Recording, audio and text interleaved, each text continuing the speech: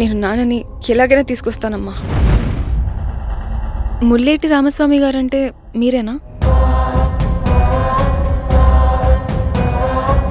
ఏదైనా విషయానికి సొల్యూషన్ లేదంటే అస్సలు ఒప్పుకోదు.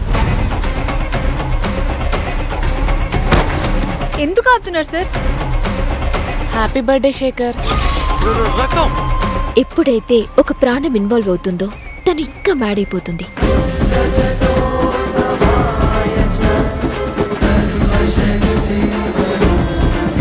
అతను బ్రతుకుంటేనే కదా మీరు పోగొట్టుకున్నది రాబట్టుకునేది.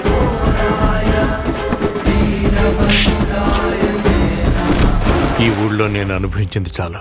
నువ్వు కావ్య ఈ ఊళ్ళో ఉండకూడదు. అంకుల్, వెన్నెల, కొడుగ్గా నానిచ్చే ఆస్తి తీసుకోవడమే కాదు, చెల్లెలకి మంచి భవిష్యత్తు ఇచ్చే అన్నగా బాధ్యత కూడా తీసుకోవాలి.